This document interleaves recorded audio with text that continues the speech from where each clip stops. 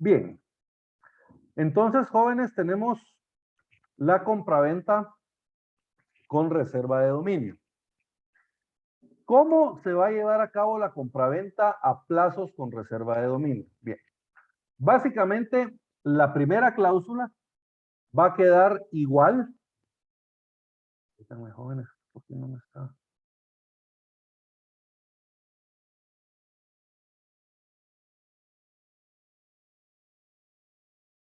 Yo no comparto. Estoy peleado con la tecnología, jóvenes. Bien.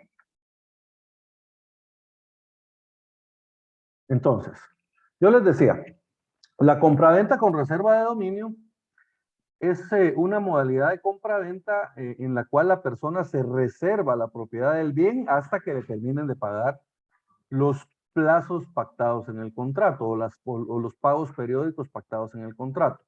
Y al terminarlo, pues se emite la carta de pago y se lleva a cabo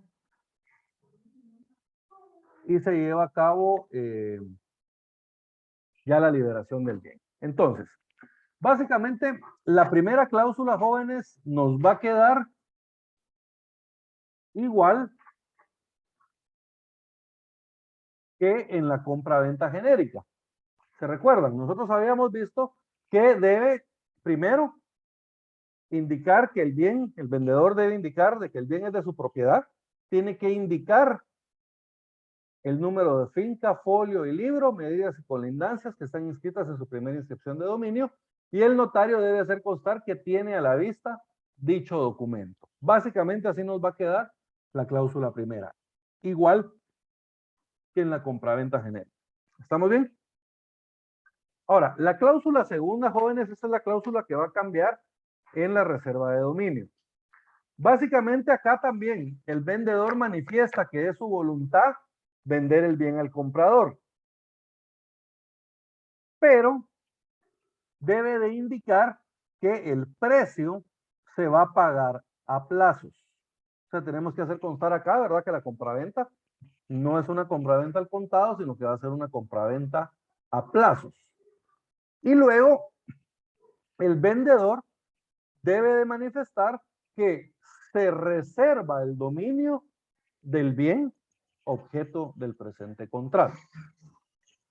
Y luego ahí en esa misma cláusula debemos de manifestar nosotros cuáles son las estipulaciones que van a regir la compraventa a plazos.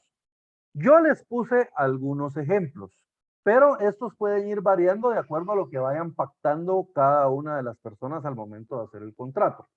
Pero digamos, por lo menos deberíamos de hacer constar nosotros el precio del bien.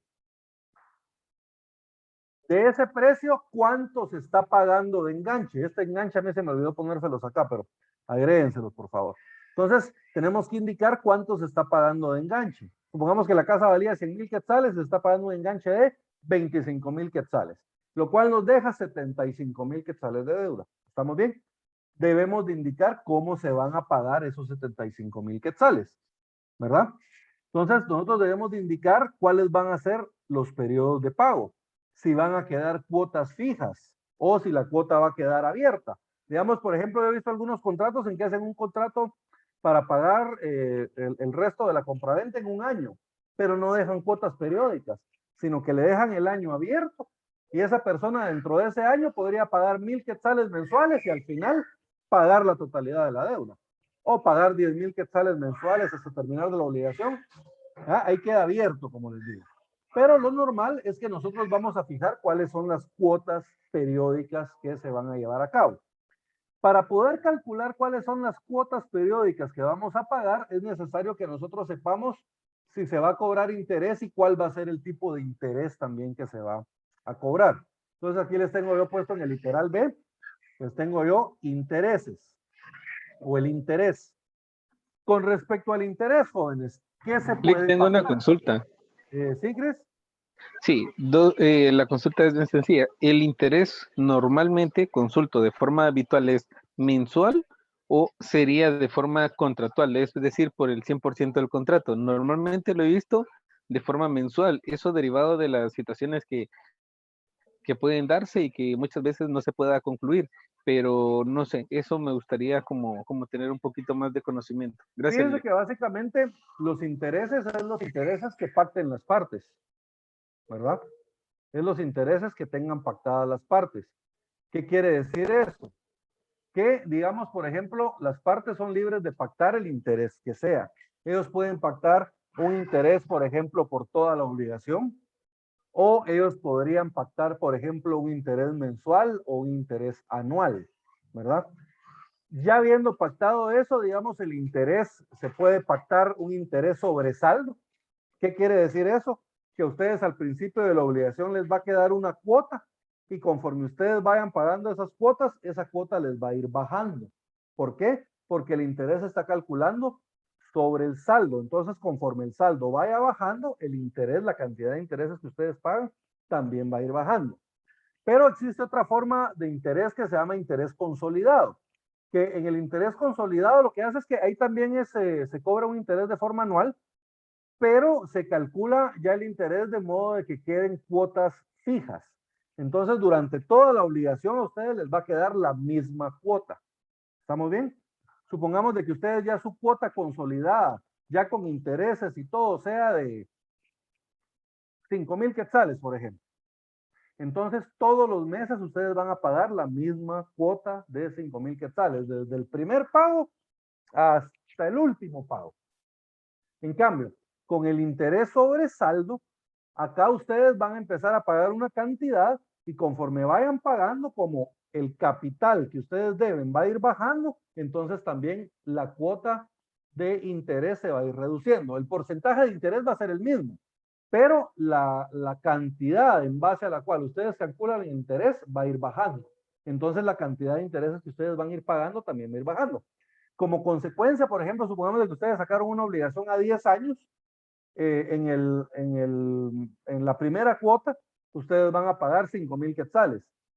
Pero puede ser que al final, ya cuando estén pagando las últimas cuotas, estén pagando alrededor de 3,000, 3,200 quetzales, ¿verdad? Eso porque el interés va a ir bajando con cada una de las cuotas que ustedes paguen. Entonces, pero esto, jóvenes, esto va a quedar a voluntad de los contratantes. O sea, son los contratantes los que ellos al final van a pactar. Por ejemplo, a mí alguien me dice, mire, le cobro 10% de interés. Y yo le digo, no, mire, cóbreme 8. Y la persona me dice, va, ¿sabe qué? Le cobro 9. Nos ponemos de acuerdo. Entonces, esto va a ser de conformidad de lo que las partes pacten. Inclusive las partes podrían pactar que no se cobren intereses. Pero para que no haya el cobro de intereses, sí las partes tienen que pactar de forma expresa que no va a haber pago de intereses. Si nosotros no pactamos nada, o sea, no decimos si sí hay intereses o no hay intereses, entonces nos tenemos que atener al interés legal, ¿verdad? Entonces, la idea, jóvenes, es de que en los intereses las partes van a pactar la forma de intereses. Digamos, hay algunos que pactan interés, capitalización de intereses, ¿verdad? Que la capitalización de intereses es cuando ustedes no pagan los intereses, entonces los intereses se suman al capital y el capital se va haciendo más grande, ¿verdad? Eso obviamente no es conveniente para el comprador, pero es una forma en que se pactan también los intereses. Yo una vez, fíjense que yo vi una transacción. Yo entré a la reunión y todo, y se empezó a discutir sobre los términos del contrato, y cuando llegamos a la parte de los intereses, ellos habían pactado un interés LIBOR, así se llama, interés LIBOR. Se pacta un interés LIBOR para la presente obligación. Yo me quedé así como que, ¿eso qué es? ¿Verdad? Entonces, saliendo de la reunión, me tuve que meter al internet a ver qué era eso del interés LIBOR. Y resulta que el interés LIBOR es una tasa de interés que se utiliza mucho para las negociaciones, pero es una tasa de interés que es manejada por el Banco Central Europeo, ¿verdad? Entonces, básicamente es un interés que es manejado por el Banco de Europa, pero nosotros nos podemos adherir a ese interés también para las transacciones que realicemos. Entonces, lo de los intereses, jóvenes, eso es abierto, ¿verdad? Queda a lo que las partes pacten en el momento de realizar la contratación, ¿verdad? Entonces, para responder a lo que me preguntaba Cris, básicamente nosotros podemos pactar el interés mensual o lo podemos pactar anual o podemos pactar una tasa de interés para toda la obligación. Depende, ¿verdad? Cómo nos pongamos de acuerdo con la otra parte, ¿verdad? Eso es lo bonito de la contratación. que no hay reglas fijas, ¿verdad? Sino que nosotros siempre que estemos dentro de los límites legales, podemos pactar lo que sea. Ahora, por ejemplo, ya venir yo y decirle a una persona, mire, le voy a cobrar 75% de interés anual, ahí ya estaríamos entrando a una cuestión ya medio usuraria, ¿verdad, jóvenes? Porque ya se están cobrando intereses que están totalmente fuera de la realidad.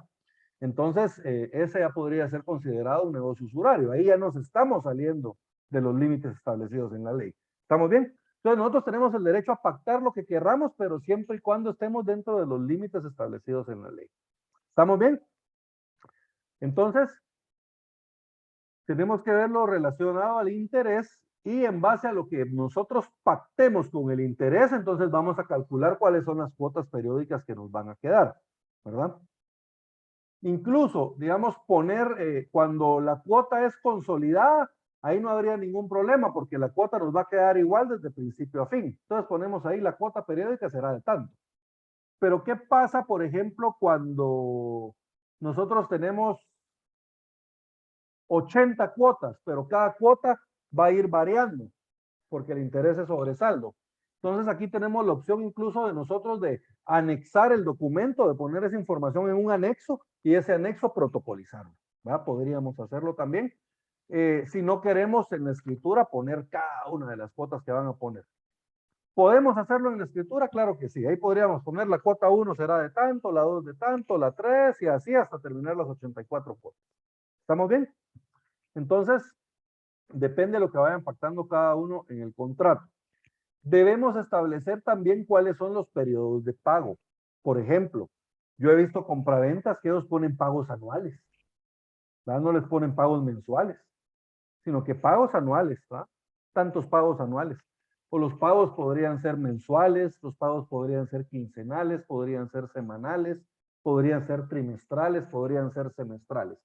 El periodo de pago también va a quedar a disposición de lo que las partes regulen. Ahora bien, lo normal es de que la periodicidad de pago sea mensual, ¿verdad? Que nosotros pactemos pagos mensuales. Incluso yo vi un contrato, era una compraventa, en ese caso era compraventa de un vehículo. La persona compra un carro en la agencia, le hacen su contrato y fíjense pues, entonces él tenía que pagar una cuota periódica de 3,000 quetzales, por darle un ejemplo. Pero en el contrato establecía que en los meses de julio y diciembre, que son los meses en que se paga bono 14 y aguinaldo, él tenía que pagar cuota doble. ¿Va? Estaba pactado en el contrato, o sea, fue el acuerdo al que las partes llegaron. Entonces, lo que les quiero decir con esto, jóvenes, es de que los Yo vi periodos ese de link. pago, ¿sí, Cris? Sí, yo en algún momento vi ese en una compra donde pues me colocaban eso, que en esas fechas colocaban un mayor cobro. Entonces, por ejemplo, dejaban de cobrar ciertas cosas dentro del transcurso del periodo anual y casualmente para julio y diciembre tiraban esos cobros que eran un poquito más fuertes. Entonces, pero sí, y hacían alusión a eso, porque a mí me generó la duda. La primera vez, pues uno ignorante o desde mi lado, pues yo ni lo sabía. Y ya luego cuando yo consulté de forma clara, porque no me dejó con esa más inquieto, fue que ahí ya, pues ya me explicaron, ¿no? Ya se tomaron el tiempo, me dijeron, no, es por eso, pero sí vi eso que usted menciona, Lick, en la vida real. Claro, claro, sí se da y al final de cuentas, digamos, cuando el vendedor acepta la estipulación de esa forma, pues la tiene que cumplir de esa forma, ¿ah, jóvenes? Se recuerdan de los efectos del contrato. El contrato se tiene que cumplir de la forma en que se pactó, ¿no? Entonces, cuando las partes se van a poner de acuerdo en cuanto a todo, digamos, por ejemplo, si yo no estoy de acuerdo en que me cobren a mí doble en esos meses, yo podría, miren, yo no quiero que me cobren doble, mejor aumentenme las cuotas al final de la obligación. Y si la otra parte acepta, pues no hay ningún problema. Como les digo, es un acuerdo de voluntades, ¿va? Ahora, lo normal es de que los periodos de pago sean mensuales. Lo normal es de que la cuota se pague por anticipado. O sea, por ejemplo, si yo voy a pagar la cuota de septiembre, yo la tuve que haber pagado dentro de los primeros 5 días del mes de septiembre. ¿Estamos bien? Lo estamos pagando por adelantado. Eso es lo más normal. ¿Podríamos pactarlo mes vencido? Sí, ¿verdad? No hay ningún problema. Pero Digamos, normalmente se pacta un pago por adelantado, ¿va? La cuota se paga a principio de mes. Ahí debemos de constar nosotros también cuál es el periodo, digamos, de que el periodo de pago es mensual, dentro de ese mes hasta cuánto tiene él para pagar. ¿Ah? Por ejemplo, puede tener los primeros 5 días de cada mes, puede tener los primeros 8 días de cada mes, puede tener los primeros 15 días de cada mes. Depende cómo lo pactemos. ¿Estamos bien? Lo Lick, normal perdón. es que se haga por adelantado y que se pague dentro de los primeros 5 días de cada mes calendario. Es lo normal. ¿Sí, Cervel?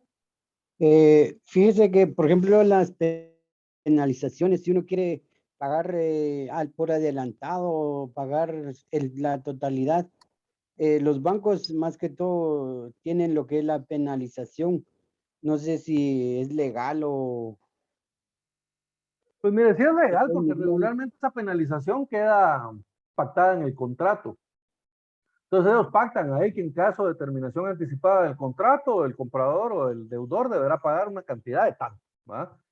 Y esto lo hacen ellos porque al pagarles nosotros anticipado, pues podrían ellos verse afectados en relación a los intereses, ¿va? Recibir menos intereses de los que están pactados. Entonces por eso es que ellos ponen la penalización.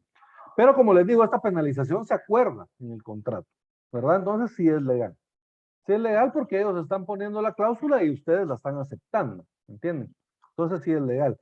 Y de igual forma, la ley establece la cláusula de penalización para estos casos. Entonces igual, siempre que esté pactado y esté dentro de los límites legales, no hay ningún problema. Entonces en este caso sí es legal, Sarbeli, ¿verdad? Y poner a cabo esa penalización.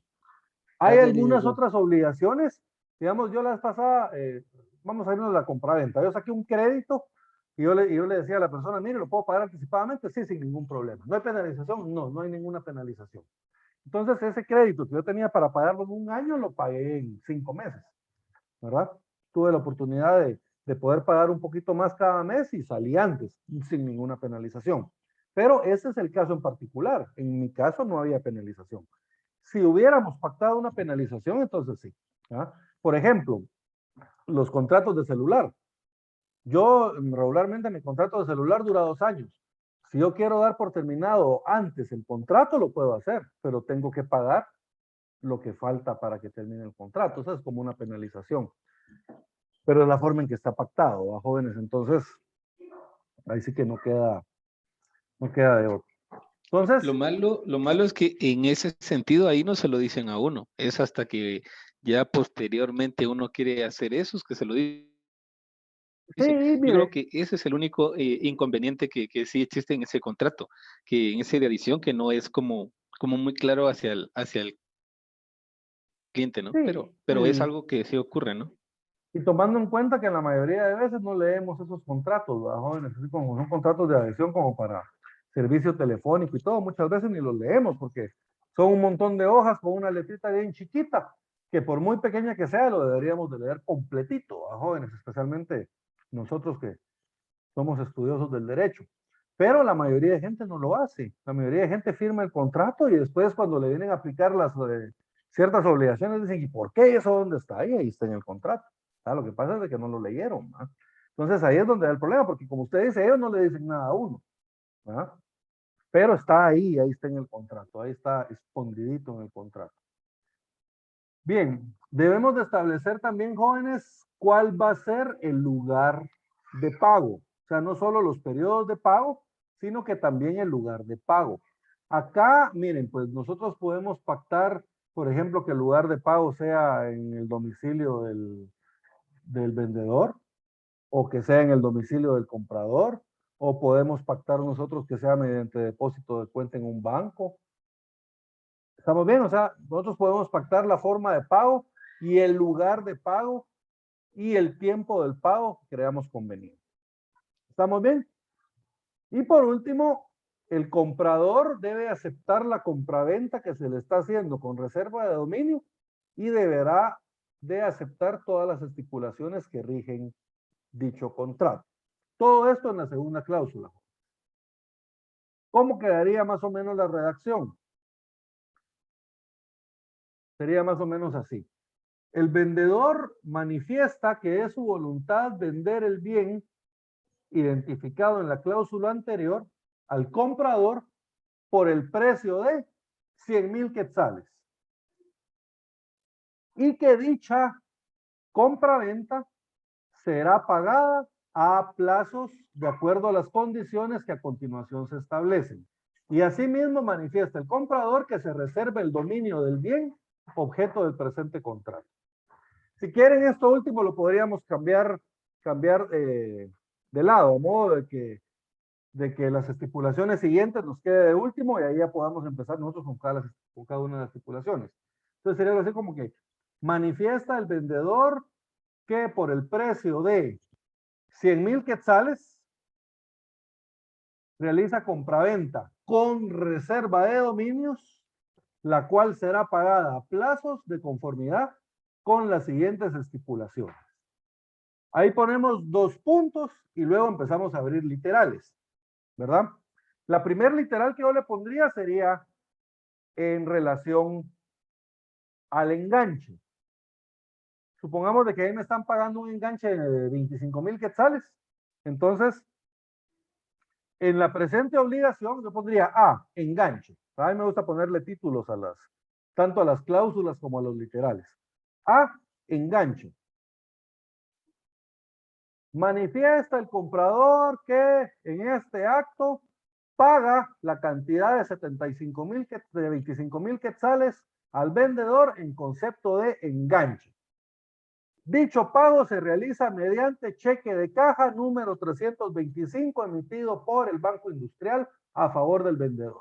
Entonces, miren, ahí estamos haciendo constar de que en ese momento ya se realizó el pago. El pago de los 25,000 quetzales de enganche. ¿Estamos bien? Luego, tenemos que indicar cuál va a ser el plazo que las personas tienen para poder pagar el resto de los 75,000 quetzales. Entonces, el plazo de la presente obligación será de 3 años. O podrían ponerlo, digamos, ustedes en meses. ¿Verdad? ¿Serían cuántos? 36 meses, ¿verdad, jóvenes? Si fueran 3 años.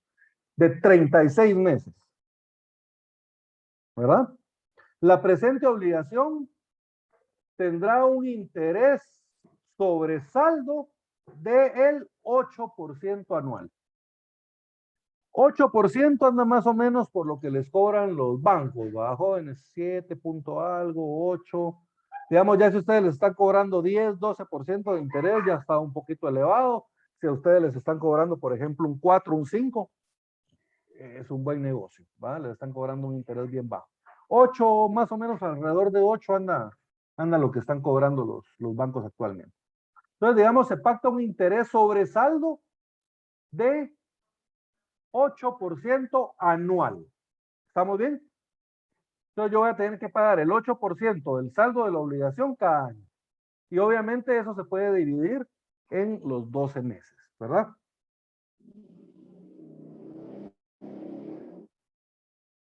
El presente contrato tendrá cuotas periódicas de 3,000 quetzales mensuales, incluyendo los intereses pactados, ¿verdad? Esto, como les digo, esto va a quedar, depende de los tipos de intereses que hayamos pactado. Pero supongamos de que le van a quedar ahorita unas cuotas de 3,000 quetzales. Entonces le quedarán cuotas periódicas de 3,000 quetzales, incluyendo los intereses pactados. Luego, el periodo de pago. Los pagos periódicos se deberán de realizar de forma mensual, dentro de los 5 primeros días de cada mes calendario. Acá puede variar, aquí podríamos poner nosotros pagos trimestrales, anuales, semestrales, como ustedes quieran, ¿vale? Lo normal, lo que yo les digo es que son pagos mensuales. Luego, del lugar de pago, el pago se realizará por medio de depósito en cuenta de banco número 3478 del Banco Industrial a nombre del vendedor. Entonces, miren, no hay necesidad de que el vendedor me llegue a cobrar. Se supone que dentro de los 5 primeros días de cada mes yo lo debería depositar en su cuenta. Incluso podemos pactar. Y el comprador se compromete a remitir una copia del recibo respectivo cada mes. Entonces ahí mi obligación sería pagar en el banco y luego yo mandarle una copia del recibo al vendedor en este caso. ¿Qué otras estipulaciones podríamos pactar acá, jóvenes? Podríamos pactar, por ejemplo, nosotros, ¿qué pasa en caso de incumplimiento de la obligación? O sea, por ejemplo, muchas veces se pone, en caso de incumplimiento de la obligación, el comprador renuncia al fuero de su domicilio y se somete al que elija el vendedor. ¿Qué es lo que está haciendo acá? Digamos, nosotros tenemos una competencia por razón de permítanme un momento, por razón del territorio. Si nosotros llevamos la negociación acá en Guatemala, entonces el juicio debería seguirse aquí en Guatemala. Si nosotros llevamos a cabo la obligación en Escuintla, el juicio debería dilucidarse en Escuintla. Pero cuando hacemos nosotros esto de renuncia al fuero de su domicilio, lo que estamos haciendo es renunciar al juzgado que debe conocer según nuestro domicilio y nos estamos sometiendo al que elija la otra parte. De igual forma, nosotros podríamos pactar, por ejemplo, someternos a un determinado juez. Por ejemplo, las partes renuncian al fuero de su domicilio y se someten al domicilio del juez de Escuintla. Entonces aquí lo que estamos haciendo es que estamos renunciando al fuero de aquí de la ciudad de Guatemala, que es el que nos tocaría por razón de la competencia, y nos estamos sometiendo, es un pacto de sumisión, al juzgado de Escuintla. Entonces eso también lo podemos pactar de una vez acá. Acá podríamos pactar nosotros también cuál es la penalización en caso de incumplimiento. Lo normal es que sean intereses moratorios. Nosotros podríamos pactar. En caso de incumplimiento de la presente obligación, se pacta un interés moratorio del 3% sobre la cuota que se deba. ¿Estamos bien? Entonces, conforme nos vayamos atrasando, nos van a ir cobrando a nosotros intereses. Estos jóvenes ya no son los intereses del contrato, sino que son los intereses moratorios, los intereses que surgen a causa del incumplimiento de la obligación. Esto también lo podríamos poner acá. Y entonces acá, jóvenes, en estas estipulaciones básicamente vamos a poder colocar nosotros cualquier cosa que vayan pactando los otorgantes en cada una de las compraventas que vayamos a realizar. Yo esto se lo estoy poniendo a razón de ejemplo, pero no quiere decir de que solo estos tienen que llevar. No, estos son algunos ejemplos de lo que podríamos poner en las estipulaciones, pero hay otras cosas que podríamos ir pactando ahí, como les digo, depende a cada una de las negociaciones, ¿va? Yo vi una negociación una vez de una persona le prestaba, creo que eran 75,000 quetzales a otra porque tenía una obligación que cumplir. Y cuando le dice, mira cuánto me vas a cobrar de intereses, le dice, no, no te voy a cobrar nada. No, no, ¿cómo que no me vas a cobrar nada? Le dice, va, ¿sabes qué? Solo para que no digas, te voy a cobrar el 1% de interés sobre toda la obligación. ¿Ah? Entonces, lo pactaron de esa forma.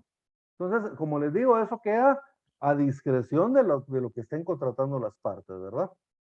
¿Quedó claro esto, jóvenes? ¿O hay alguna duda? Y luego, en esa misma cláusula, acá al final, sí, ¿quién me está hablando? Yo le había dicho que está bien. Ah, perfecto, Sergio. Entonces, miren, aquí al final, no sé si logran ver el cursor, en la última parte, establece el comprador acepta la compra-venta con reserva de dominio, que se le hace con todas las estipulaciones que rigen la misma. O sea, básicamente acá lo que hace es una aceptación de la compra-venta bajo las condiciones que se está haciendo. ¿Estamos bien? Más adelante va a haber una aceptación general, ya donde ambos comparecientes aceptan todo el contenido de la compraventa. Pero acá es el comprador está aceptando la compraventa que se le hace bajo la modalidad de reserva de dominio. ¿Estamos bien?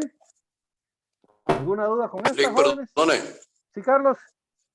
Sí, le había hecho un par de preguntas. ¿Qué pasa si en el caso de la reserva de dominio, en el ínterin fallece el vendedor? ¿Quién es quien tendría que extender la carta total de pago? ¿Alguna luz que nos dé ahí, por favor, si es tan amable? Sí, miren, en este caso, la persona obligada a... Bueno, aquí hay varios supuestos, ¿no, jóvenes? En el supuesto de que los herederos del acreedor ya hayan tomado posesión de la herencia, entonces son los herederos los que van a tener que emitir la carta de pago. ¿Estamos bien? Ahora, pudiera ser de que aún no se ha realizado el proceso sucesorio y los bienes y las obligaciones todavía no han pasado a los herederos. Entonces, en este caso tenemos que ver, si hubiera, digamos, la figura de albacea testamentario, o sea, que el otorgante, que el causante, perdón, hubiera otorgado un testamento y hubiera designado un albacea, entonces tiene que ser el albacea testamentario el encargado de emitir esa carta de pago en representación de la mortual. Ahora, si no hay albacea, entonces, lo que se debe de hacer es verificar si hay algún ejecutor testamentario nombrado, o sea, digamos, cuando no hay albacea, esa administración de la herencia va a recaer en los propios herederos. Entonces ellos tendrían que emitir la carta de pago. Si no hay, lo que podemos hacer es pedirle al juez que nombre a un representante de la mortual, ¿verdad? Entonces le tenemos que pedir, tenemos que acudir a un juez para que el juez nombre a un representante de la mortual, le discierne el cargo de representante de la mortual y entonces este representante de la mortual sería el encargado de extendernos la carta de pago en este caso. Entonces, como les digo, depende en la situación en que se encuentre ya los derechos y obligaciones de esta persona, ¿verdad? Si hay declarados herederos, entonces tendrán que ser los herederos.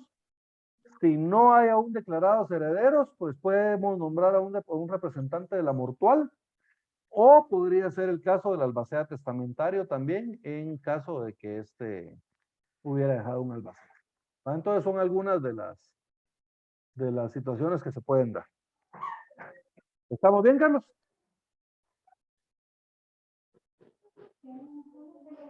Bien, entonces miren, recapitulando. Excelente.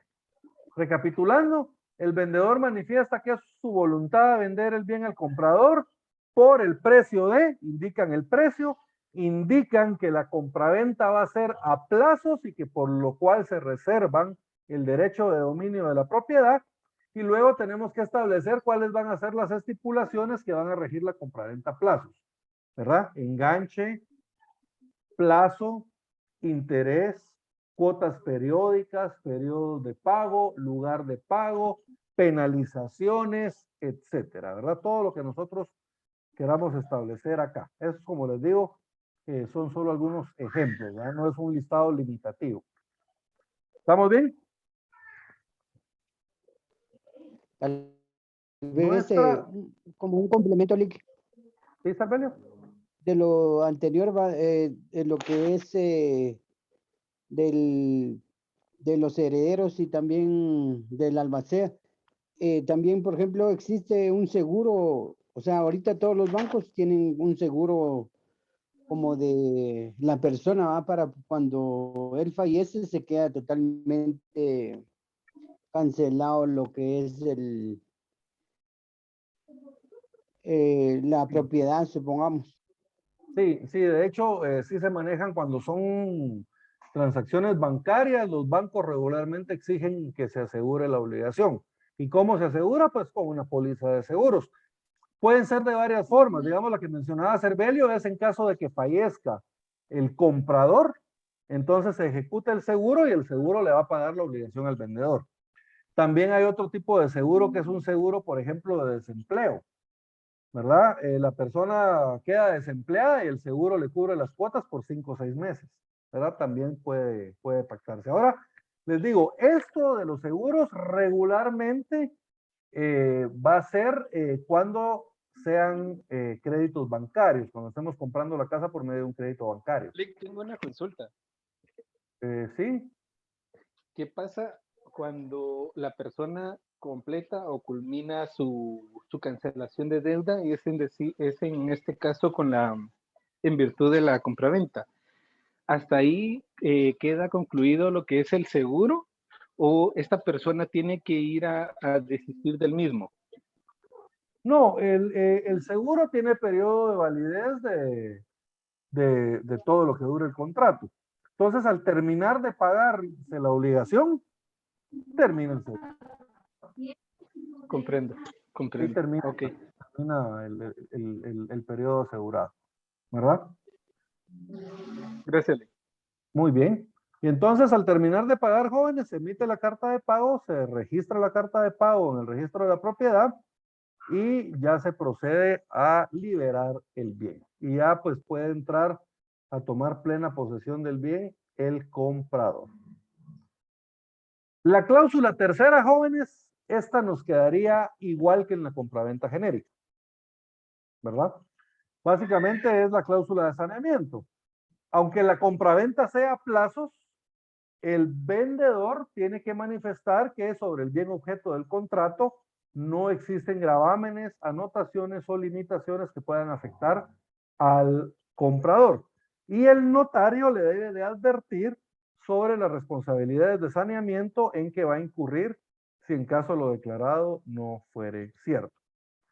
Si existe algún gravamen, entonces debemos indicar cuál es ese gravamen, ¿verdad? Debemos describir cuál es ese gravamen, ¿verdad? Manifiesta el comprador que sobre el bien objeto del presente contrato existe un gravamen de hipoteca a favor de Juan Fernández Rodríguez, el cual está inscrito en el registro de la propiedad bajo el número 135, folio 46 del libro 46 de Derechos Reales. Así se llama el libro donde se inscriben los derechos reales. Entonces, describimos nosotros cuál es el gravamen existente. Y luego tenemos que manifestar que aparte de ese gravamen descrito, no existe otro gravamen, anotación o limitación que puedan afectar los derechos del comprador, y el notario igualmente debe advertir las responsabilidades en que van a incurrir si lo declarado no es cierto. Esa responsabilidad es de el saneamiento. Ahora, ¿qué pasa si hay 4 gravámenes? Tenemos que describir los 4 gravámenes existentes, ¿verdad? Si hay 10 gravámenes, debemos de describir los 10 gravámenes existentes. Ya si el vendedor decide comprar el bien, aún con la existencia de esos gravámenes, pues no hay ningún problema. Y por último, jóvenes, la cláusula cuarta, esta quedaría igual, ¿verdad? Manifiestan ambos otorgantes que aceptan el total contenido del presente contrato. O manifiestan los otorgantes que aceptan todas las estipulaciones del presente contrato. O manifiestan el comprador y el vendedor que aceptan el contenido íntegro del presente contrato. Como ustedes lo quieran redactar. La clave está acá en indicar que ambos comparecientes, 2 en este caso, o si fueran 10, pues 10, aceptan el total contenido del contrato. ¿Estamos bien? ¿Hay alguna duda hasta dónde vamos, jóvenes? Yo tengo una duda, Lick. ¿Sí, Sarbelio? Perdone, fíjese que, por ejemplo, yo vendo una propiedad, ¿va? Y luego lo recupero, pero esa propiedad ya está inscrito en el registro general de la propiedad, pero yo lo tuve que recuperar otra vez, hacer como un convenio de pago para poder obtener otra vez esa propiedad. Y ahí yo quiero vender toda la parte más el que recuperé. ¿Qué tengo que hacer ahí? Vamos a ver si le entiendo. Usted vendió un bien o vendió una parte del Sí, bien. una parte, sí. Pues usted vendió, digamos, una fracción del bien. Desmembró esa fracción Sí, y se la vendió a alguna persona. Ahora, por alguna razón, sí, esa exactamente. fracción regresó a usted. Ya sea que la haya ejecutado, que Sí, la haya comprado, o se la adjudicaron en pago por la deuda, de cualquier forma, esa propiedad regresó a usted. Y ahora usted quiere vender la propiedad completa. sí, Mire, así es. ahí hay 2 opciones. Como aquí vamos a tener, digamos, 2 fincas, la finca matriz y la finca desmembrada. Entonces nosotros podríamos vender las 2 fincas. Hacemos un contrato de compraventa en la cual usted manifiesta que es legítimo propietario de ambas fincas y luego le vende ambas fincas a la persona. O la otra forma es, previo a la compraventa, realizamos una unificación del bien. Entonces ya esta finca, que eran 2, pasan a ser solo una. Y ya vendemos la finca resultante, ¿verdad? Entonces lo podríamos hacer de las dos formas, Arbelio. Podría ser que usted venda las dos fincas y ya que la otra persona sea la encargada de unificarlas, o puede unificarlas previamente usted y ya vender la finca como una finca única, ¿verdad? Puede ser de las dos formas. Gracias, Lick. Perfecto.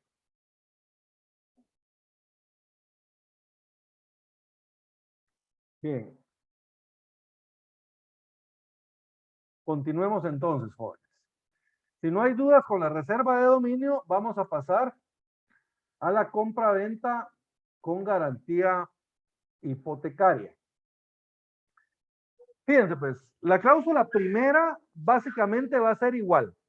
Acá el vendedor debe manifestar que es legítimo propietario del bien objeto del contrato y debe de describir el bien. Cuando les digo describir el bien, es describir los datos de inscripción del bien en el registro de la propiedad.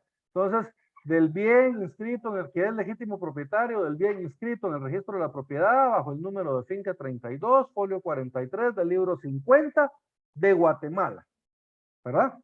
Con las medidas y colindancias que aparecen en la primera o que constan en la primera inscripción de dominio. Entonces, es básicamente manifestar cuál es el bien de su propiedad, escribir cuál es el bien de propiedad del vendedor.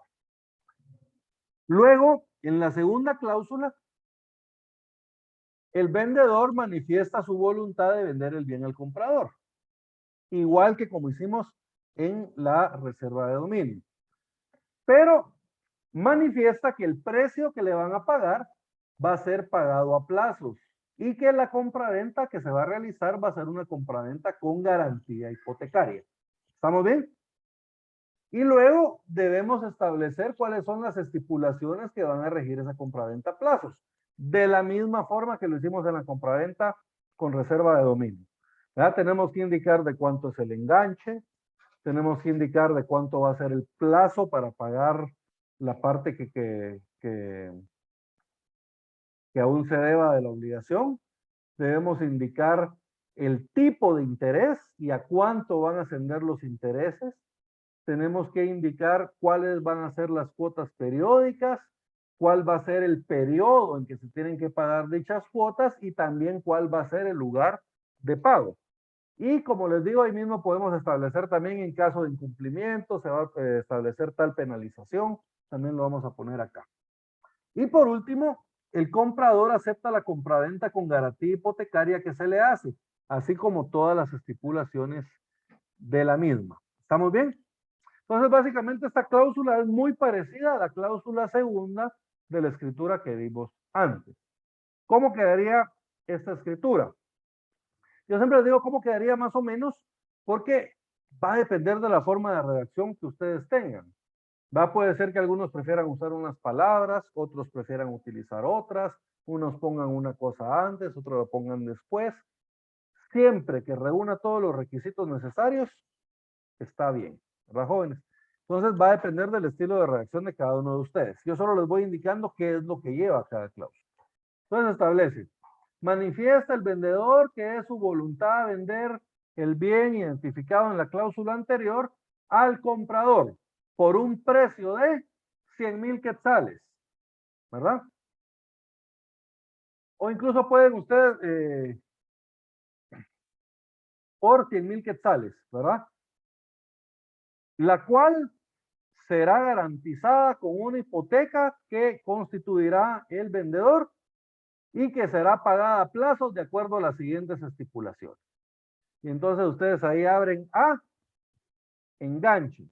Se pagará un enganche de 25,000 quetzales, el cual es pagado en este momento a satisfacción del vendedor por medio de cheque de caja número 325 emitido por el Banco Industrial a favor de el vendedor.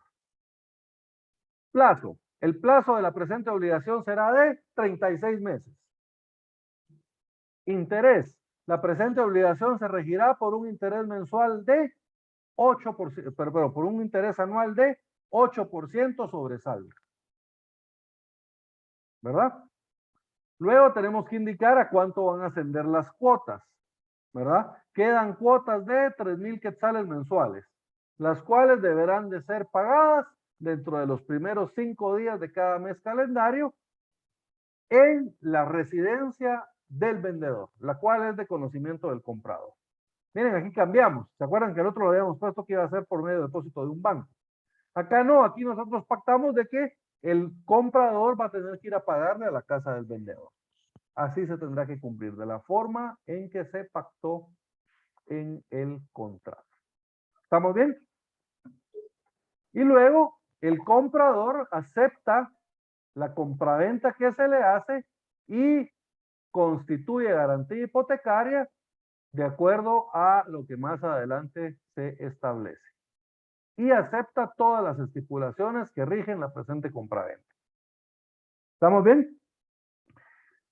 Si ustedes se dan cuenta acá, nosotros dijimos que se va a constituir una garantía hipotecaria, pero la garantía aún no se ha constituido.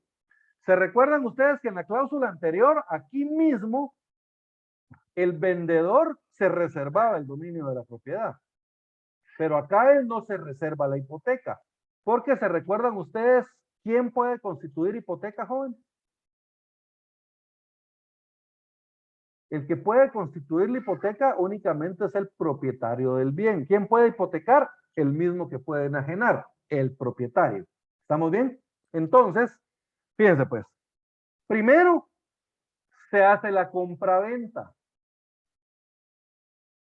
Y luego, ya estando hecha la compraventa a favor del vendedor, ahí mismo en el mismo contrato, el vendedor constituye la garantía hipotecaria sobre el bien que está comprando. ¿Estamos bien? Si quieren verlo así, primero va la compraventa, después va la hipoteca. Y de la misma forma se va a inscribir en el registro de la propiedad. Las dos van en el mismo documento, pero cuando ingresa al registro de la propiedad, ellos primero inscriben la compraventa y luego inscriben la hipoteca. ¿Estamos bien? Entonces, lleva un orden, digamos. Entonces, nosotros primero vamos a realizar la compraventa aquí en la cláusula segunda y en la cláusula tercera tenemos que constituir, la hipoteca. Entonces, cláusula tercera, de la garantía hipotecaria, le pongo yo de título, o de la hipoteca, simple y sencillamente si ustedes le quieren poner, o si no le quieren poner título, pues no le ponen. A mí me gusta ponerle título porque es más fácil de entender el contrato, ¿verdad? Con un epígrafe o con un título. Entonces yo le pongo cláusula tercera de la hipoteca o de la garantía hipotecaria. Manifiesta el comprador que para garantizar el cumplimiento de la obligación creada por medio del presente contrato, constituye garantía hipotecaria sobre el bien objeto de la presente compraventa a favor de el vendedor. ¿Estamos bien? Y asimismo, el vendedor acepta de forma expresa la hipoteca que se constituye a su favor. La hipoteca debe de ser aceptada expresamente, jóvenes. Entonces ustedes tienen que poner esa palabra, acepta de forma expresa la hipoteca que se constituye a su favor. ¿Estamos bien? Entonces, esta cláusula tercera lleva dos partes. Una parte donde el comprador constituye la garantía hipotecaria a favor del deudor y la otra, a favor del vendedor, y la otra en el cual el vendedor acepta cuál es la garantía que se está constituyendo a su favor. En este caso, una hipoteca, ¿verdad? Cabal, aquí me decía Carlos, el propietario únicamente. Cabal, el propietario es el único que puede constituir la hipoteca. ¿Estamos bien? Entonces, miren, acá hay dos partes. Una, donde el comprador constituye la garantía hipotecaria a favor del vendedor y luego el vendedor debe aceptar de forma expresa la garantía hipotecaria que se está constituyendo a su favor. ¿Estamos bien? ¿Alguna duda? Cláusula cuarta, jóvenes, saneamiento. Igual que en las dos anteriores. Manifiesta el vendedor que sobre el bien objeto del presente contrato no existen anotaciones, gravámenes o limitaciones que puedan afectar los derechos del comprador. Y el infrascrito notario le advierte sobre las responsabilidades de saneamiento en que incurrirá si lo declarado no es cierto. ¿Estamos bien? Cláusula quinta sería ya la cláusula de aceptación, que básicamente es cuando el vendedor y el comprador, ambas partes, aceptan el total contenido del contrato. ¿Verdad? Manifiestan ambos comparecientes que aceptan íntegramente el contenido del presente contrato. O manifiestan los otorgantes que aceptan todas y cada una de las cláusulas del presente contrato. Como ustedes lo quieran poner. Lo importante acá es de que se establezca que ellos están aceptando todo el contrato, todo el contenido del contrato. ¿Estamos bien, jóvenes? ¿Alguna duda? ¿Seguros que no hay dudas? Sí, Carlos. Aló. Digamos, dentro del principio de unicidad del documento, el documento se puede realizar y aunque las dos partes no firmaran en el mismo momento, por X o Y circunstancia, la otra parte llega al día siguiente. ¿Es eso posible o no?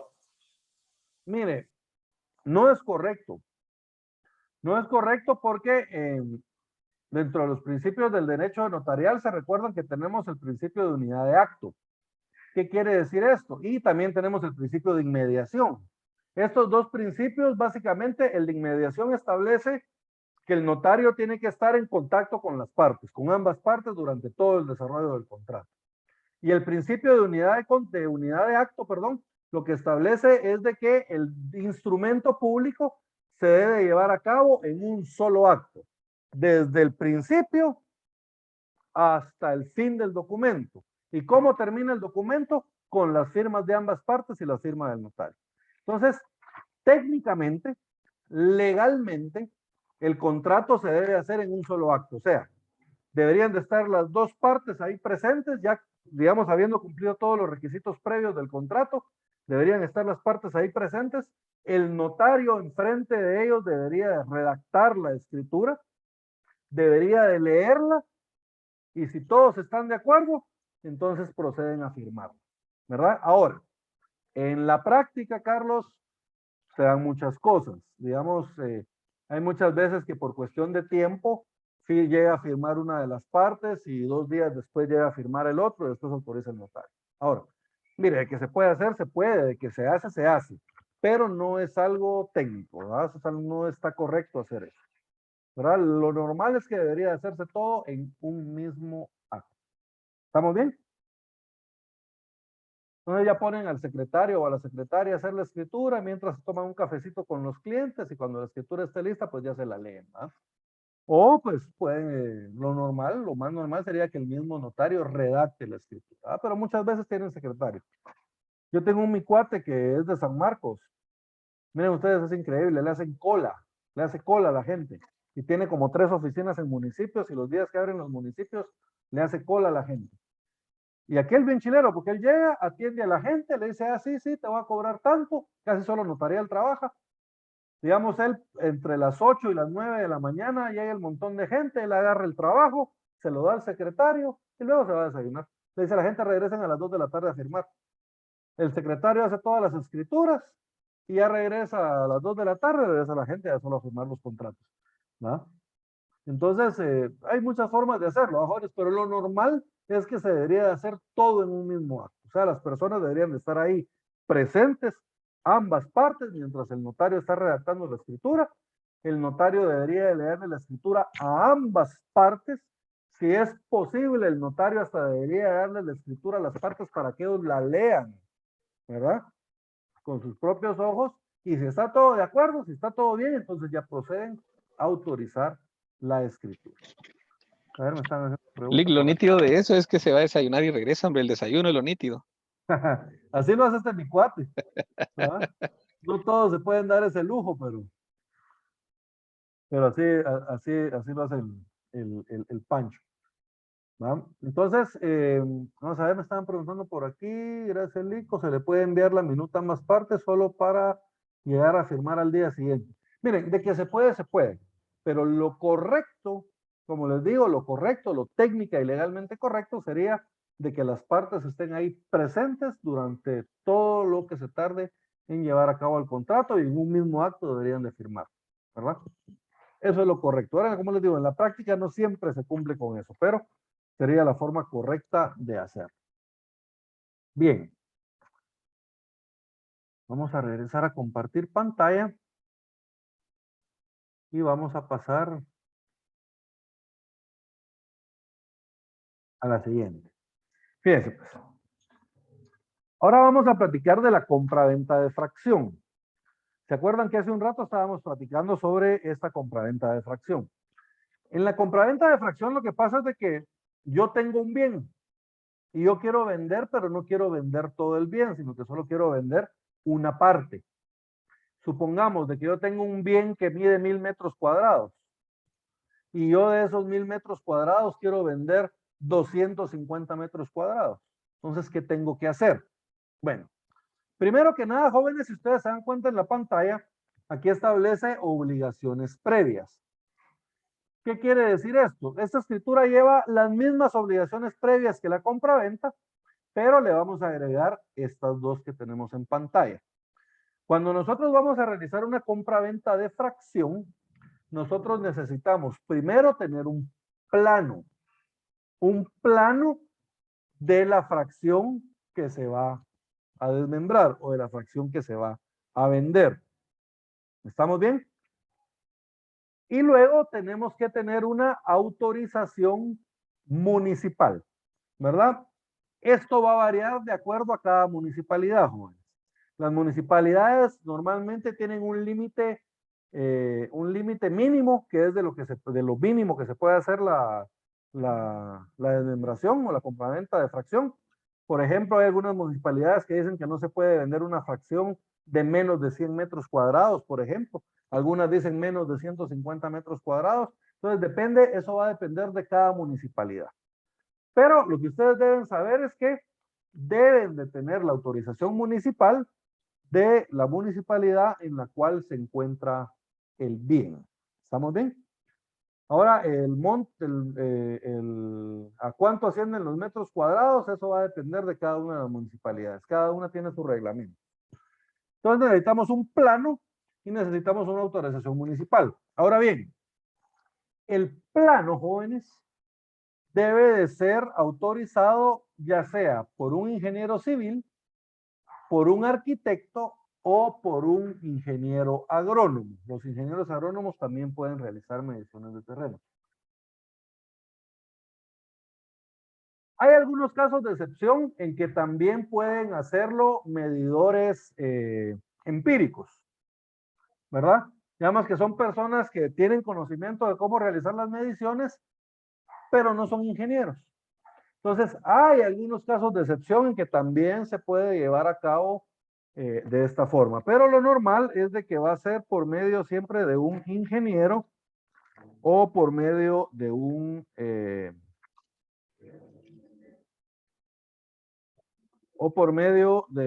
arquitecto o por medio de un ingeniero agrónomo.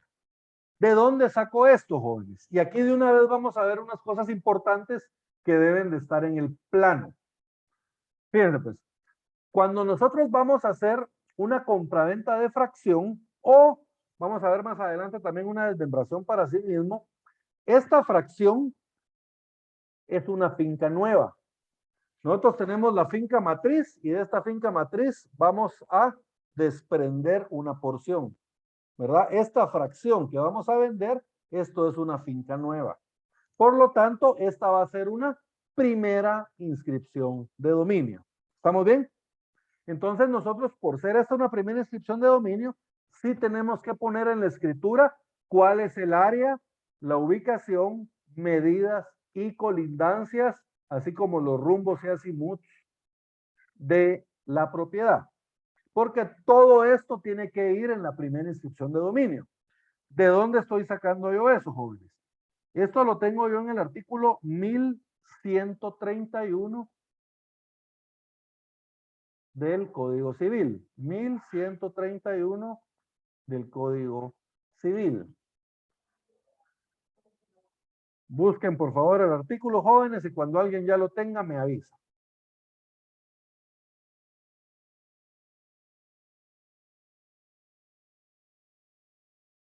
(1131) del Código Civil.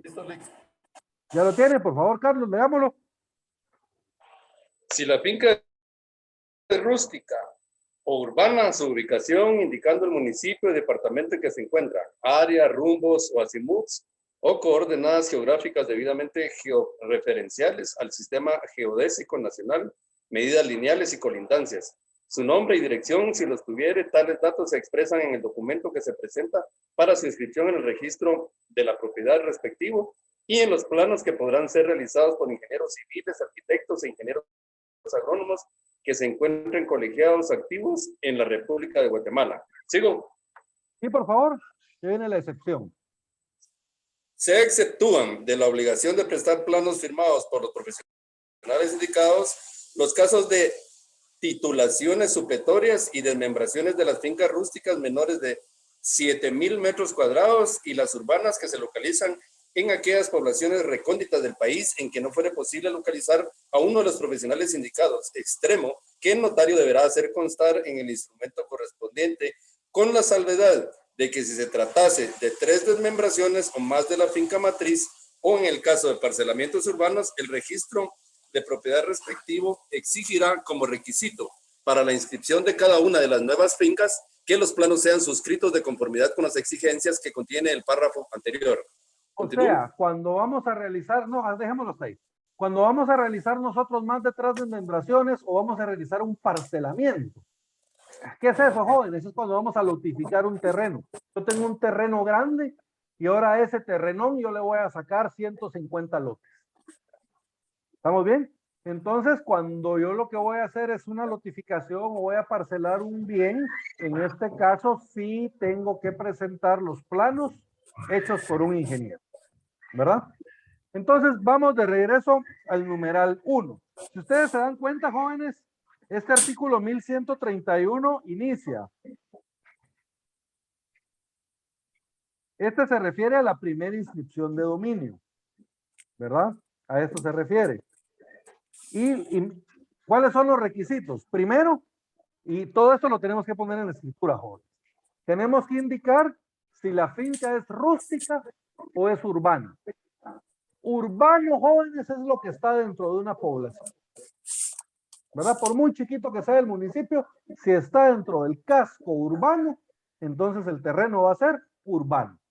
Si el terreno está fuera, digamos, del área urbanizada, fuera de la ciudad, entonces eso va a ser una finca rústica.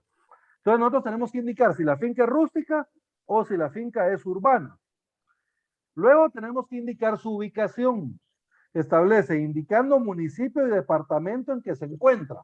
Por ejemplo, el bien se encuentra o está ubicado en el municipio de Villanueva del departamento de Guatemala. O está inscrito en el municipio de Mazagua del departamento de Escuintla. ¿Estamos bien? Entonces tenemos que indicar cuál es la ubicación del bien. Luego tenemos que indicar cuál es el área. El área, jóvenes, es la medida total del bien. Supongamos, ¿se recuerdan? Yo quería vender una fracción de 250 metros cuadrados. Esa es el área, ¿verdad? Entonces el bien tiene un área de 250 metros cuadrados con las medidas y colindancias siguientes. Y ahí tenemos que ir colocando cada una de las medidas y colindancias. Ahora, jóvenes, les voy a terminar de leer el artículo y luego les explico lo del plan. Estas medidas y colindancias, fíjense, pues establecen área, rumbos o azimuts o coordenadas geográficas debidamente georreferenciadas al sistema geodésico nacional. Esto se refiere, jóvenes, al posicionamiento global del bien.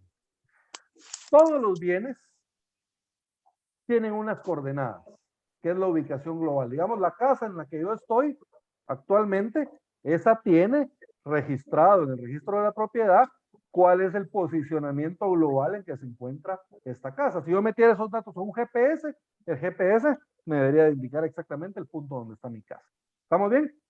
Entonces, estos son los rumbos y azimuts, esos se calculan en grados. Entonces, regularmente se pone 0 grados, 3 minutos, 12 segundos. ¿Estamos bien? Esos son los rumbos o azimuts. Y luego establece medidas lineales y colindancias. Luego establece su nombre y dirección si lo tuviera. Digamos, ya ven ustedes que hay fincas que tienen nombre. Yo tengo mi tío, por ejemplo, que él tiene una finca y la finca se llama Tierra Linda. Ustedes van a Cuyuta y preguntan por la finca Tierra Linda, todos les dicen dónde está y a quién le pertenece. ¿Ah? Entonces, si tuviera nombre, puede ser, también colocamos cuál es el nombre. Ahora fíjense pues, todos estos datos que yo les acabo de mencionar, los tenemos que poner en la escritura, porque deben constar en la primera inscripción de dominio. Y también deben estar en el plano respectivo. Los datos del plano y los datos de la escritura deben de coincidir. Ahora les voy a explicar algo. ¿De dónde sacamos todos esos datos? Esos datos los vamos a sacar del plano. ¿Se recuerdan ustedes que yo les decía de que dentro de las obligaciones previas está el plano? El plano lo tenemos que tener nosotros listo antes de hacer la escritura. Entonces, al momento de plasmar todos esos datos en la escritura, nosotros los vamos a copiar del plano. ¿Estamos bien? Yo soy muy mal dibujante, jóvenes, pero les hice más o menos aquí un esquema de cómo va a ser el plano. Supongamos de que toda esta es la finca matriz. Y esta parte de acá es la parte que yo quiero desmembrar. Entonces,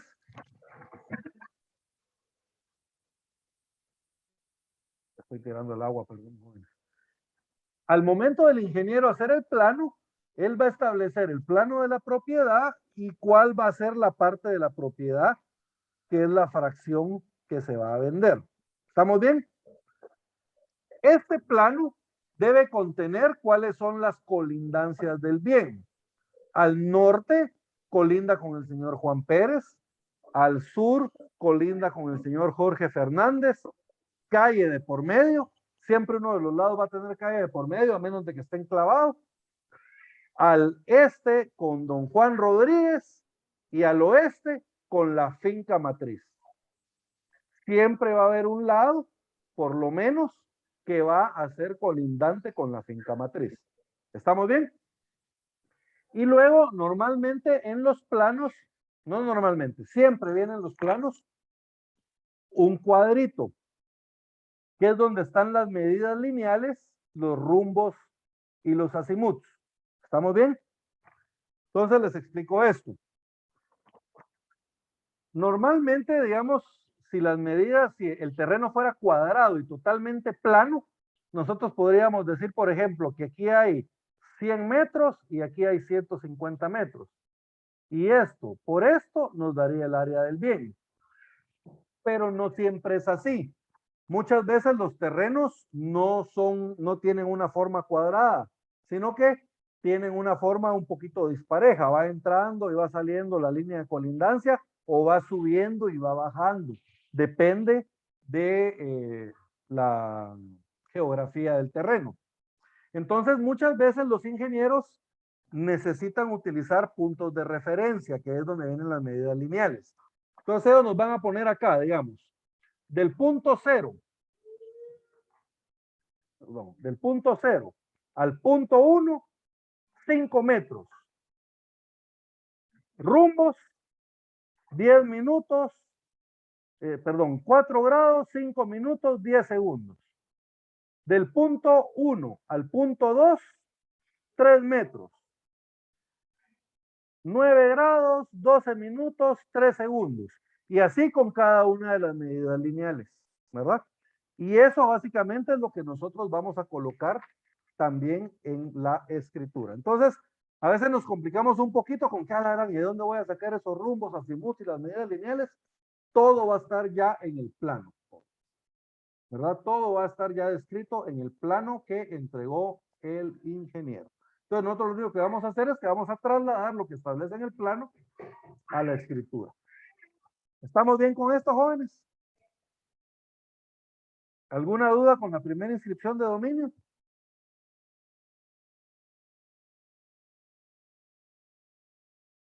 Bien. ¿Cómo nos quedaría entonces la compraventa de fracción? En la cláusula primera, igual que en la compraventa. El vendedor manifiesta que es legítimo propietario del bien inscrito en el registro de la propiedad bajo el número de finca 12 del libro 43, perdón, del folio 43 del libro 43 de Guatemala. ¿Estamos bien? Con las medidas y colindancias que constan en su primera inscripción de dominio.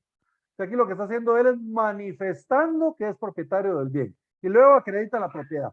Propiedad que acredita con testimonio de la escritura pública número 25, autorizada en la ciudad de Guatemala el 12 de septiembre de 2016 por el notario Edwin Anelo Bochinchilla. Documento que tengo a la vista. ¿Estamos bien? Luego en la cláusula segunda, fíjense pues, el vendedor manifiesta que es su voluntad vender una fracción del bien identificado en la cláusula anterior. Y cuando indicamos la fracción, tenemos que indicar a cuánto asciende la fracción, ¿verdad? El vendedor manifiesta que es su voluntad vender una fracción de 250 metros cuadrados del bien identificado en la cláusula anterior. Por el precio de 100,000 quetzales, el cual es pagado en este momento a su entera satisfacción, mediante un cheque y describen el cheque, el cual tiene las medidas y colindancias siguientes. Entonces, aquí es donde empezamos a poner del punto 0 al punto 1, 20 metros. Rumbo, 7 grados, 12 minutos, 0 segundos. Del punto 1 al punto 2, 4 metros. Rumbos, 8 grados, 12 minutos, 1 segundo. Y así vamos colocando cada uno de los puntos que establece el plano. Y después indicamos las colindancias, que colinda al norte con Don Juan Alfaro, tantos metros. Que colinda al sur con José Reyes, tantos metros, calle de por medio. Al este con Don Jorge Rodríguez, tantos metros. Y al oeste con la finca matriz, tantos metros. ¿Estamos bien? Tenemos que poner las medidas lineales, los rumbos y la colindancia de cada uno. Todo esto, como les digo, lo vamos a sacar del plano.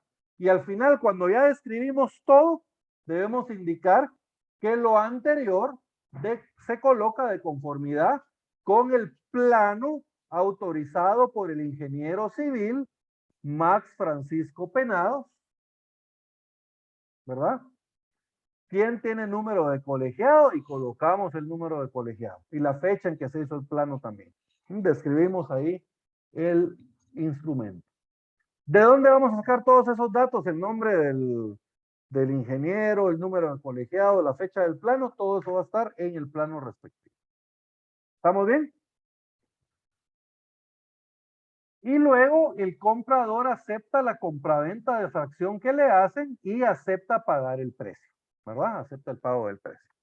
Tercera cláusula, saneamiento, igual, ¿verdad? El vendedor tiene que manifestar que sobre el bien objeto del presente contrato no existen anotaciones, gravámenes o limitaciones que puedan afectar los derechos de la otra parte. Y en la cláusula cuarta vendríamos a tener nosotros una cláusula de aceptación general. Manifiestan ambos otorgantes que aceptan el total contenido del presente contrato. ¿Estamos bien? ¿Alguna duda, jóvenes, con respecto a la compra-venta de fracción?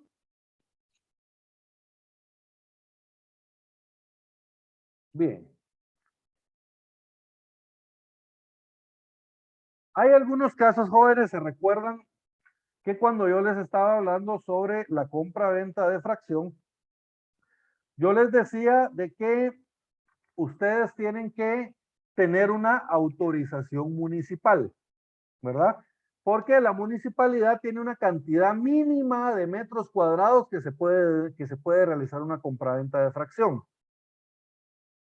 ¿Qué pasa si nosotros queremos vender una fracción, pero esa fracción está por debajo de lo que establece la autorización municipal? Supongamos de que la municipalidad establezca un mínimo de 100 metros cuadrados. Yo lo que quiero vender son 95 metros cuadrados. La municipalidad no me va a autorizar. Entonces, ¿qué debo de hacer? Aquí es donde entra la desmembración para sí mismo. Yo tengo la opción de realizar una desmembración para mí mismo, ¿verdad? El propio propietario del bien desmembra un bien, separa una porción del bien y ese bien queda inscrito a nombre de él también. En vez de tener una finca, ahora va a tener 2 fincas. ¿Estamos bien? Y ya estando creada esa finca nueva, entonces yo ya se la puedo vender a cualquier persona sin ningún problema. Entonces, miren, la forma de evadir, digamos, la autorización municipal es realizando primero una desmembración para sí mismo y luego ya esa fracción se vende. Entonces ahí ya no necesitamos de la autorización municipal.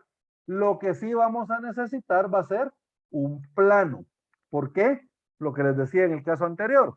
La fracción va a ser una nueva inscripción de dominio, va a ser una primera inscripción de dominio y por lo tanto tenemos que establecer la ubicación del bien, el área del bien, las medidas y colindancias, estableciendo las medidas lineales y los rumbos y azimutos, la posición geográfica, y todo eso lo debemos describir en el contrato para que el registro de la propiedad lo pueda poner en la primera inscripción de dominio. ¿Estamos bien? Esta es más sencilla, jóvenes, porque acá en la desmembración para sí mismo comparece únicamente el propietario. Aquí no hay comprador, no hay vendedor, porque yo no le estoy vendiendo a nadie, yo solamente estoy desmembrando para mí mismo. Entonces, ¿quién va a comparecer? Únicamente el propietario del bien. Cláusula primera. Entonces, debe manifestar la persona que él es legítimo propietario del bien. Luego procedemos a identificar el bien con su número de finca, folio y libro. Y luego el notario tiene que indicar de que ese documento lo tuvo a la vista. ¿Estamos bien? La cláusula primera es igual. Esa, si se dan cuenta, no ha cambiado en todo lo que vamos hasta acá. La cláusula segunda es muy parecida a la del contrato anterior. Lo único que aquí yo no vendo la fracción, sino que aquí el propietario manifiesta que es su voluntad desmembrar para sí mismo una fracción. Y de aquí en adelante es igual. Tenemos que poner la ubicación de esa fracción, el área, las medidas y colindancias y su posicionamiento geográfico. ¿Estamos bien? También de acuerdo al plano que estamos presentando. Entonces, miren, el propietario procede a desmembrar para sí mismo la fracción del bien, identificado en la cláusula anterior, con las medidas y colindancias siguientes. Lo que les decía, tenemos que indicar el área, las medidas, colindancias, rumbos y azimuts de conformidad con lo que establece el plano. ¿Estamos bien? Entonces, a partir de ahí sería igual a la que vimos en la cláusula anterior. Entonces, el propietario o manifiesta el propietario que es su voluntad desmembrar para sí mismo una fracción del bien identificado en la cláusula anterior o con un área de 250 metros cuadrados, el cual está ubicado en el municipio de Guatemala, del departamento de Guatemala, y cuenta con las medidas y colindancias siguientes.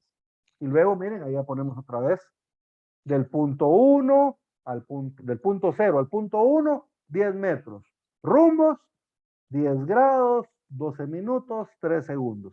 Y ahí vamos poniendo cada una de las medidas lineales. Luego vamos a colocar las colindancias, con quién colinda al norte, con quién colinda al sur, con quién colinda al este, con quién colinda al oeste.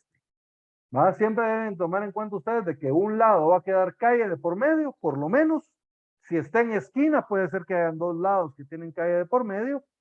Y por lo menos uno de los lados va a quedar colindando con la finca matriz.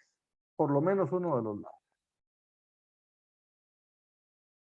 Y luego, jóvenes, en la cláusula tercera, aquí no hay saneamiento, porque como la desmembración está haciendo para sí mismo, no nos estamos obligando con nadie, no tenemos que poner cláusula de saneamiento. Entonces, la tercera cláusula sería una cláusula de aceptación. Manifiesta el compareciente que acepta el total contenido del presente contrato. Y ahí tendríamos, jóvenes, la desmembración para sí mismo. ¿Estamos bien? Estamos claros, Lick. Gracias. Perfecto. Ahora, jóvenes, platiquemos un poquito sobre la permuta. ¿Se acuerdan que cuando hablábamos nosotros de los contratos traslativos de dominio, yo les decía de que esa transmisión de dominio se puede hacer de tres formas? Te lo vendo, compraventa, ¿no? Te lo regalo, Te lo regalo. y eso sería una donación, o te lo cambio. Te lo cambio, esto vendría a ser una permuta. ¿Qué es una permuta? Básicamente es realizar un cambio. Yo tengo un bien de mi propiedad y ese bien yo se lo doy a Cris y Cris tiene un bien que es de su propiedad y ese bien me lo da a mí. Básicamente eso es la permuta. Obligaciones previas, pues básicamente son las mismas de la compraventa.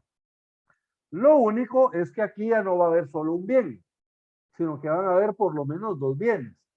Un bien de un permutante y el bien del otro. Entonces, se tiene que acreditar la propiedad de ambos bienes, ¿verdad? Otra cosa, jóvenes, si se dan cuenta aquí, normalmente tenemos un vendedor y un comprador. O tenemos a un donante y tenemos a un donatario. Uno que da y el otro que recibe. Pero en este caso, ambas partes se llaman permutantes. Entonces aquí tenemos una de dos. O los llamamos a cada uno por su nombre, o les podríamos identificar, por ejemplo, como permutante 1 y permutante 2, o permutante A y permutante B, ¿verdad? Yo preferiría colocar, ¿va? Colocar los nombres de los permutantes. Gato. Y dentro de las obligaciones posteriores, jóvenes, básicamente son las mismas de la compraventa, ¿verdad? Son las mismas de la compraventa, pero hay algunas cuestiones especiales, que es que se debe de pagar el impuesto de ambas transmisiones de dominio. ¿Estamos bien? O sea, si las permutas están afectas al IVA, entonces se debe pagar el IVA de la primer permuta y se debe pagar el IVA de la segunda, ¿ah? De las dos. ¿Qué quiere decir esto? No va a tener que pagar impuestos por ambas inscripciones. Y segundo, en el registro también nos van a cobrar honorarios por las dos inscripciones. Por la inscripción de una permuta nos van a cobrar 160 y por la inscripción de la otra nos van a cobrar otros 160. ¿Estamos bien? Esos honorarios los cobra el registro por cada inscripción que se haga. Entonces, en este caso van a haber dos inscripciones de dominio, nos van a cobrar dos honorarios. ¿Estamos bien? Uno por cada inscripción. ¿Quedó claro esto, jóvenes? Bien.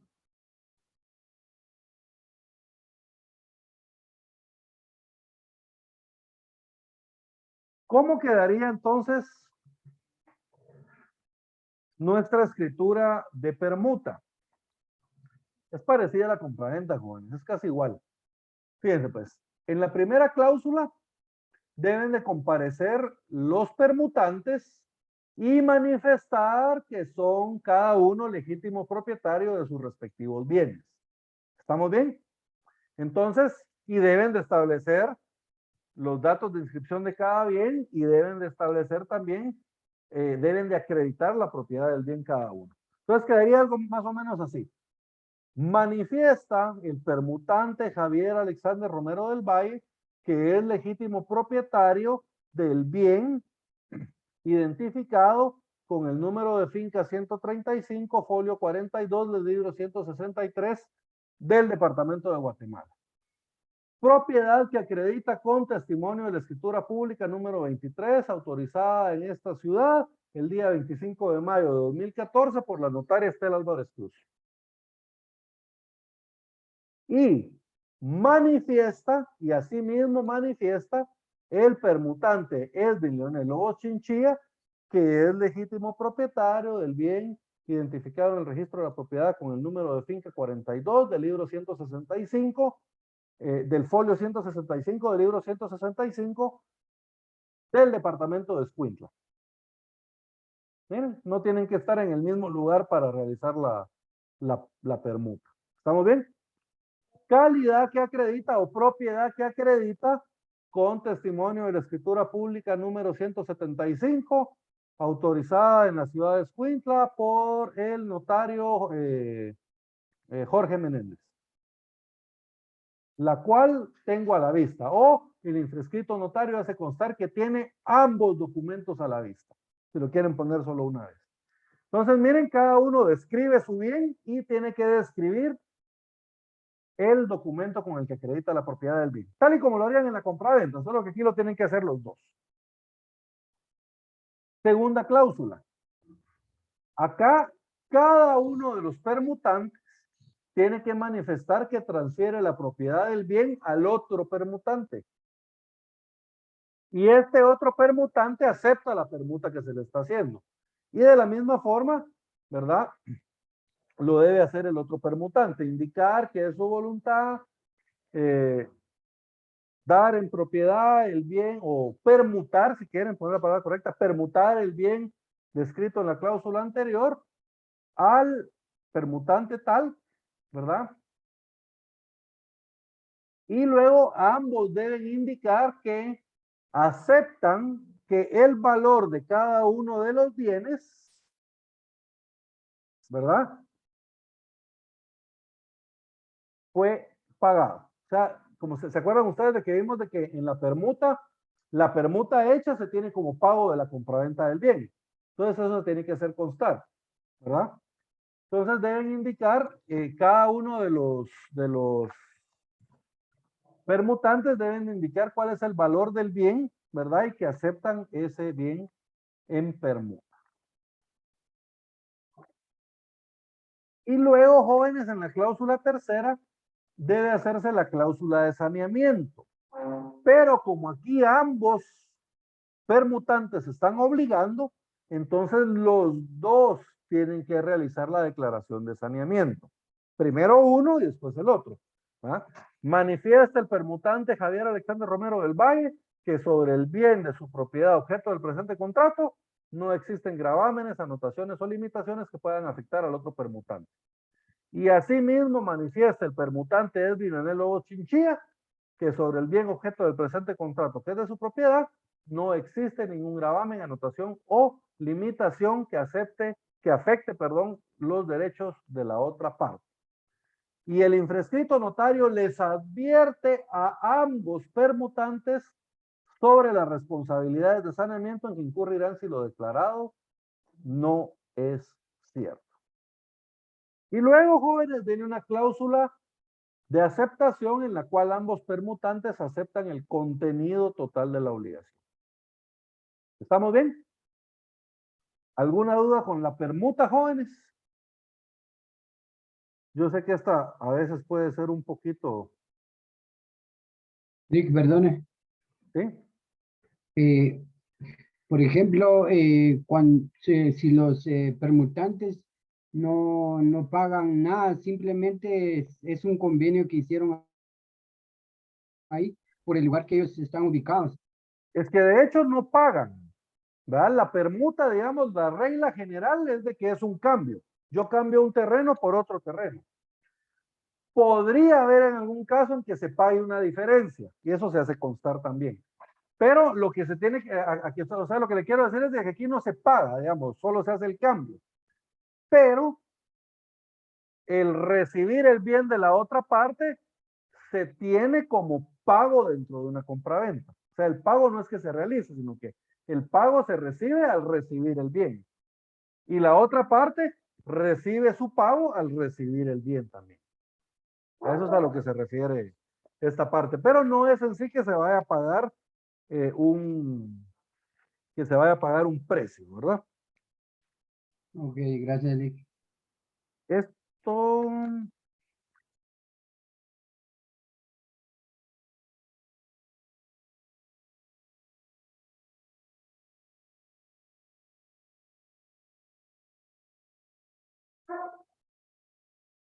vamos a ver, solo déjenme ver lo del precio, aquí está.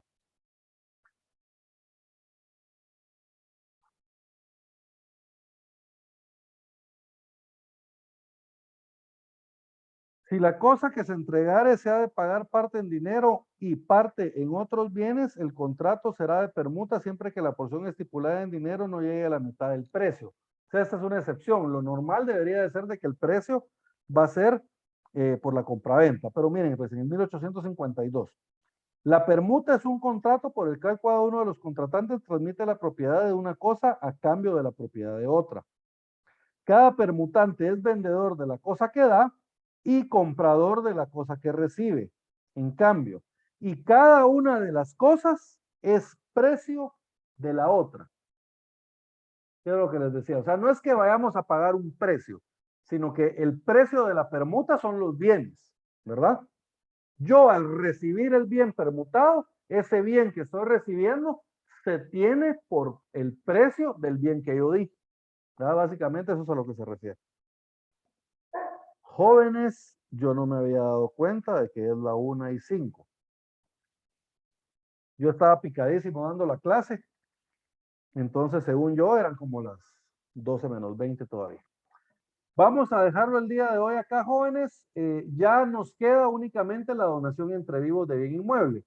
Entonces, en la siguiente clase vamos a ver así rapidito la donación entre vivos de bien inmueble y vamos a entrar ya a ver todas las regulaciones del mandato. ¿Estamos bien?